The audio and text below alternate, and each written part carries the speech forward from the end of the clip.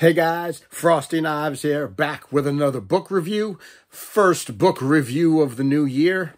And we are continuing our review of Stephen King books in publication order. And so we have come to the very first collection of short stories that he published.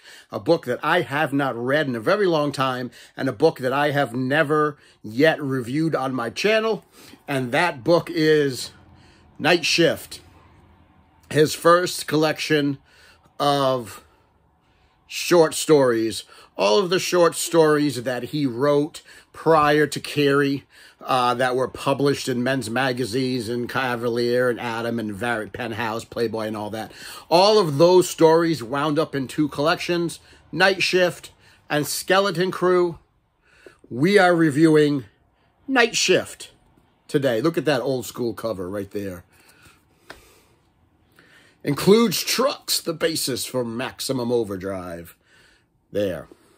So this book was published in 80-something. 19... Oh, what does it say on here? 1979? 1979. And this book clocks in at 326 pages. And let's talk about the 20 stories that are in the book, that are collected in the book. And I have come prepared with some notes because I had to grade each story individually. So we'll give each story an individual grade, and we'll give the collection an overall grade. 20 stories. Let's start. Book opens up with a story called Jerusalem's Lot. This is a prequel story to Salem's Lot. And it takes place in the 1800s. It's written very much like Dracula. It's written in the format of letters being written between two people, talking about the town of Jerusalem's Lot and talking about the evil that is in the town. It's not vampires yet, not in this story. It's not vampires. It was a worm cult. But that's what we start the book with. It was an okay story. I don't necessarily think that Salem's Lot ever needed a prequel, but he wrote a prequel for it. It was okay. It felt kind of slow. There were some Lovecraftian themes in the story. Stephen King loves Lovecraft, and so a lot of his early works is riddled with Lovecraftian themes and imagery. It was okay. If you didn't mention Salem's Lot in the book, this story could have been about any random hole-in-the-wall town in the 1800s. I didn't feel there was enough there other than the name to connect it to Salem's Lot. It was just an okay story. I gave it a 3, middle of the road story. You know, it was what it was. Second one, Graveyard Shift. Do you like rats? Do you like rats? Big rats? Lots of rats? Giant rats? Rats the size of terriers? And that's what Graveyard Shift is. Graveyard Shift, which was also a movie, is about the graveyard shift. A bunch of people working the graveyard shift in a factory, and they need to do a deep cleaning of the basement. And there's rats, and there's lots of other things down there.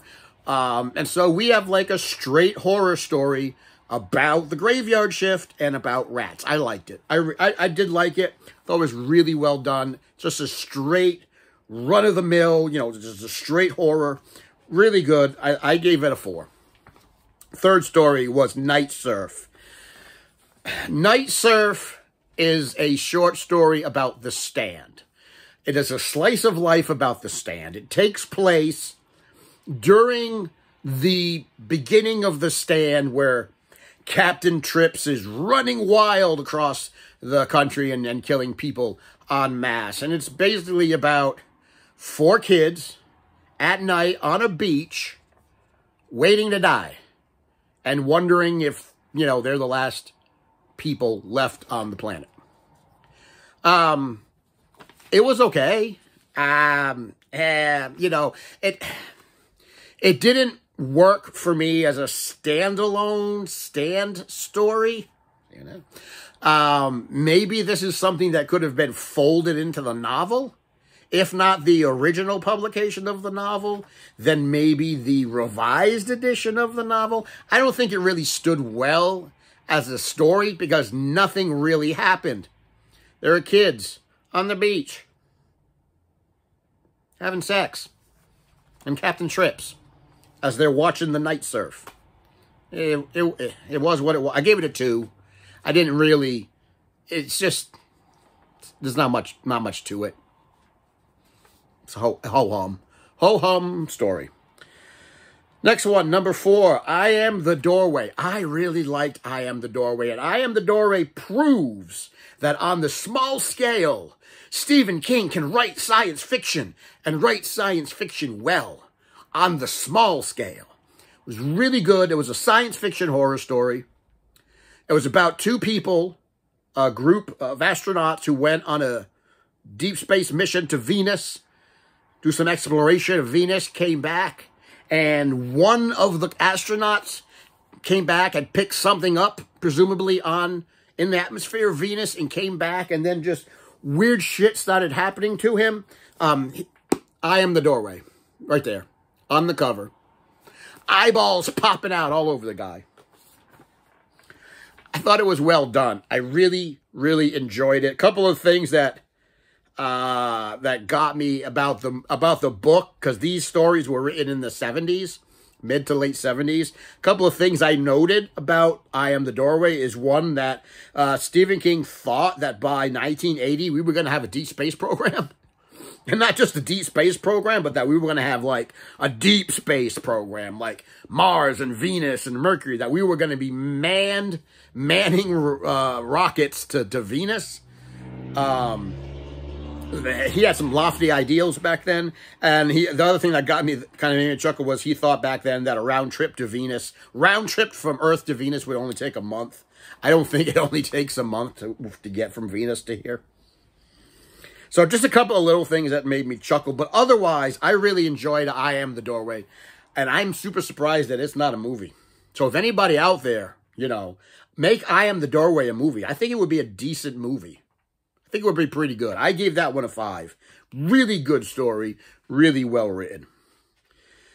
Next story was The Mangler. Oh, I love The Mangler. The Mangler was so good. It's my favorite of the collection. It's always been my favorite of the collection. Still my favorite of the collection. I put down that maybe it might be the best of the book. It's really well done. It's about a haunted ironing machine. So these people that work in the factory, it's a laundry factory where they wash clothes, and then they have these big giant automatic ironers and folders that iron and fold your clothes. These big, big honking 1970, 80 type machines, and you put the clothes through the ironer, and it flattens them out and irons them and all that. That's possessed. One of those machines is possessed. It's possessed accidentally through a coincidental series of steps. But then once it gets possessed and there is a demon in it, it starts eating people. And it's such a well done story. I really, really enjoyed The Mangler. Because the idea behind sending a person through like an automatic laundry folding machine is super brutal and super gross. And I really enjoyed it. The movie's pretty good too. It's got Robert Englund in it. So Mangler, my favorite. It gets a 5. I loved it. It was a great story. Next one's The Boogeyman. Boogeyman got a 3.5 out of me. It's a solid boogeyman story about a guy who goes to talk to his therapist, and he had 3 kids, and his 3 kids died, and he claims that his 3 kids died because the boogeyman got him. Boogeyman that lived in his closet. And so that's basically the whole gist of the story. It was a 3 originally for me, but I gave it a 0.5 for the sort of surprise twist at the ending. So I thought it was a solid story. It was 3.5 stars for me. Next one is Gray Matter. Oh, that's a straight 2. Gray Matter. A dude drinks a bad can of beer, like a can of beer that has turd or has some weird bacteria in it, and he essentially turns into a blob, a gray blob. Gray blob, give me beer. Give me more beer. Now I gotta eat people because I'm a blob. I didn't like it back then. I still don't like it now. It got a 2 for me. Number 5, next one, Battleground. Battleground is, we've all, I think at some point had this idea of what would ever happen if our toys became alive and turned on us, right? If you're into Matchbox cars or Army Men, or you played with those types of toys as a kid, and you always wondered, what would have ever happened if my toys just all of a sudden came alive and started attacking me? Then you have a great idea of what Battleground is about.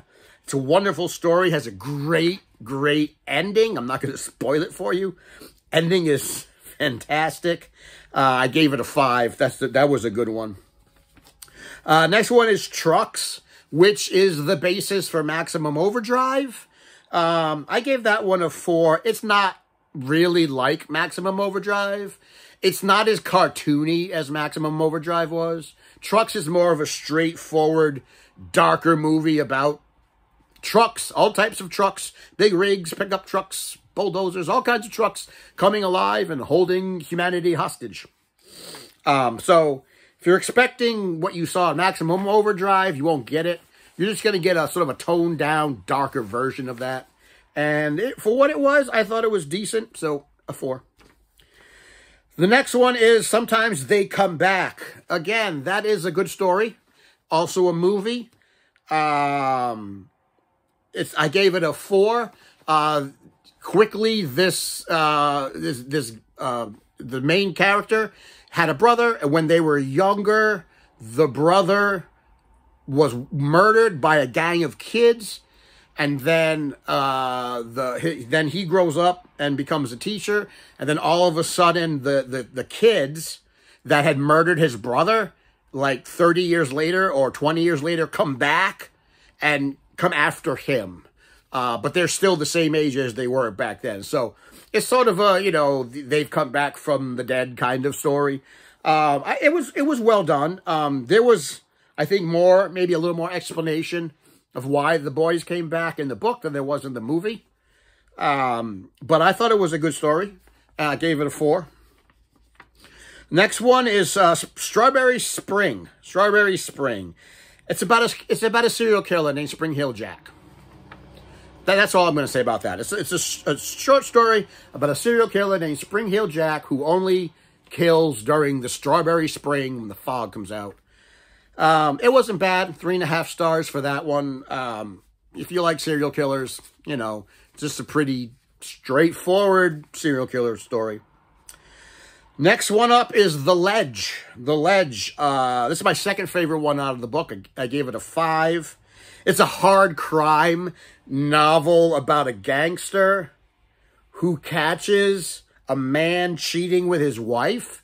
And so he makes the man walk the ledge around his building. He lives on like the 45th floor of this building, and there's this really like 2-inch ledge that goes around his apartment. He makes the dude walk the ledge, and he says, if you make it around the ledge, then I will give you certain things, and if you don't make it around the ledge, well, my problem is solved. So it's a nice hard-boiled crime story.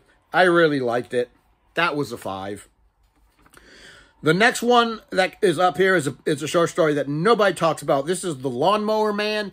The Lawnmower Man is by far I would say, it's the single biggest piece of crap that Stephen King has ever written. I gave it a 0. I don't understand it.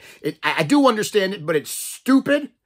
I don't want to read about a dude who crawls around outside naked, eating grass. It's a terrible story. I don't know what went through his head when he wrote it. It gets a 0 for me. I don't think I've ever given a Stephen King story a 0. This is a 0. Don't read it. Rip it out of the book. I don't know. Don't waste your time on it. It's terrible. And the movie is just as bad. Don't watch anything or read anything that has to do with The Lawnmower Man. If you take away anything from this video, take away that the Lawnmower Man is garbage. 0. Next one, Quitters, Inc. I guess another one. That's like my third favorite one of the series in this collection. That's another 5. And that's another hard-boiled sort of story about a man who wants to quit smoking. And so he goes to this place that will help him quit smoking, Quitters Incorporated. And the way that they help you to quit smoking is pretty intense. Pretty intense. They've got a pretty good success rate of getting people to quit smoking, because if you don't quit smoking, things happen. Bad things happen to you and people around you. So I really enjoyed it. I thought it was good. That's a 5. Next story is I Know What You Need. Wow, this is a 2. This is a straight 2. This was, what did I write for this one? A lonely nerd with powers tries to make his high school crush love him with magic. That's essentially it.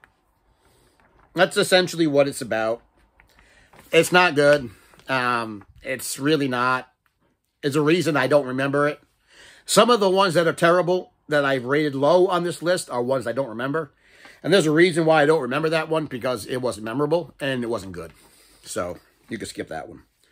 The next one is Children of the Corn. We know Children of the Corn, right? Have y'all seen the movies? This is the story that launched a franchise. Not just a movie, a franchise. They made like 7 movies out of this short story. They drilled this short story into the ground, movie-wise. And you know what it's about? It's about a bunch of kids in this town in Gatlin, Nebraska, who has murdered all the adults because they serve a dark god that lives in the cornfield, he who walks behind the rows. As a short story, it was pretty good. I liked it. I gave it a 4. As a franchise, why did they have to make like 7 of them? Why? Why did they have to make so many Children of the Corn? It's a straightforward story. We really didn't need to follow the meanderings of these cult children, but anyway, story was good. I gave it a 4. Next one is The Last Rung on the Ladder. I don't know. I gave this a 3, and I really didn't know how to rate it, because it's essentially about a brother who is somehow coming to grips with the suicidal death of his sister and wrestling with the fact that maybe it's his fault that she did that. Maybe it's his fault that she died because he wasn't there to save her. He wasn't there to save her when she needed him the most. It's a sad story. I feel like maybe it needed to be fleshed out more, because what we got was more just like an appetizer. Needed to be fleshed out a little bit. What we got was intriguing, but I don't think we got enough of it. So that was a 3. 3 more to go, guys. The next one is The Man Who Loved Flowers. This is a very short and forgettable story about a serial killer. There's a reason I forgot what this one was about, because I really didn't like it. I gave that one a 2. It's about a serial killer. It's a short story, extremely short, couple pages long. And it's about this serial killer who's buying flowers for a woman who's dead. And I'm not sure if the woman he's buying flowers for was like his first love, or his first love that he killed, or just his first kill. I don't know. I really don't. I needed more from that. I didn't get a lot. I didn't think it was very good. Next one is One for the Road. And this is an epilogue to Salem's Lot. So in this collection, you get a prequel to Salem's Lot, then you get an epilogue to Salem's Lot. One for the Road is the epilogue. Takes place about 2 years after Salem's Lot. It's about a couple, a husband, a wife, and a child, who are on their way to go visit the wife's sister in Maine, and they're going during the middle of a blizzard or nor'easter, and they're taking the directions that they were given from the sister. Unfortunately, the directions that they were given takes them straight through the town of Salem's Lot. We all know how that turns out. They break down in Salem's Lot, and the man walks 6 miles to a local, to the local town, the town next door, to get some help. And we know how this ends, don't we? There is no help because you're broken down in Salem's Lot, and the vampires are still there. 2 years after the end of the first of the book, vampires still rule the lot. And so this ends bad. We know how this is. You know how this is going to end, right? I don't have to explain it to you. They're in the lot. They're broken down in the middle of a night in the blizzard. Terrible time. Terrible time. And the last story in the collection is called The Woman in the Room. I gave this a 5.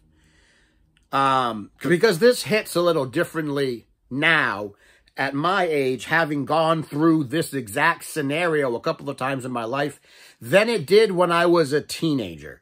It's about a guy whose mother is terminally ill, and she's dying from cancer, and his brother wants to do everything that they can to at least make her comfortable and let her live as long as she possibly can, but the main character is like, this isn't really living. And so the story grapples with assisted suicide, medically assisted suicide, which back in 1978, that was a bit of a taboo subject, right? Nowadays, these subjects are they're talked about more, they're offered more, and we don't have the type of stigma around them nowadays as we did in the 70s. So when this was written, that was the wrestling, was, the guilt that you felt for doing that for your parent, but then also coupled with the relief that you feel because now they're out of pain. So medically assisted suicide. Stephen King writes a story about that back in the late 70s. And I think it was good. It was poignant. It was well written. You really could feel the main character's conundrum, dilemma that he was feeling. I think it was really well done. So I took the ratings for all of those books, added them up, did some division, sprinkled some whatever on top of it, and I gave, for an overall rating, Salem's Night Shift gets a 3.6 for me. 3.5 for me. It's his first collection of short stories. It's not my favorite collection of his short stories, but it's okay. It was good enough to dip your toes in and make you want to, encourage you to read more of his short fiction. I have said this a lot. I will say this a lot more. I really think that Stephen King is the master of the short form. His short stories tend to be a lot better crafted. They're tighter. They're well written. There's no bloat. There's no meandering. There's just, this is what's going on and blah, blah. We have that. We have a resolution. We have a situation. And they're really well done. Even the ones that I said were 2s and 1s, from a writing standpoint, they're still well written, still well put together. So 3.5 for Night Shift. Not my favorite. I don't believe it's the worst. I have to read them all again to really rank all of his short story collections. But I don't think it's his worst, but it's certainly not my favorite. So guys, that's my review of Night Shift. What'd you think? Did you read Night Shift? Did you like Night Shift? Do you like Stephen King's short works? What's your favorite Stephen King short story? And what is your King short story that you absolutely hate? I'm telling you right now, of all the people I have ever talked to over all of my life who also like Stephen King, no one has ever, once ever, told me that Lawnmower Man is their favorite story. I think this story is universally panned, but let me know what you think about Lawnmower Man, the book, the movie, or both. Do you think it's hot garbage like I do? I don't see anybody coming up and saying, I love that. I love me some Lawnmower Man. Naked man eating the grass. Woohoo. So guys, that's my review of Night Shift. And as always, Thank you for watching. If you liked the video, give it a thumbs up, give it a share, give it a subscribe, pass it around, tell your friends, tell your enemies, tell somebody who actually likes the Lawnmower Man. Why do they like the Lawnmower Man? And as always, thank you for coming to my TED Talk, and I will see you in the next video.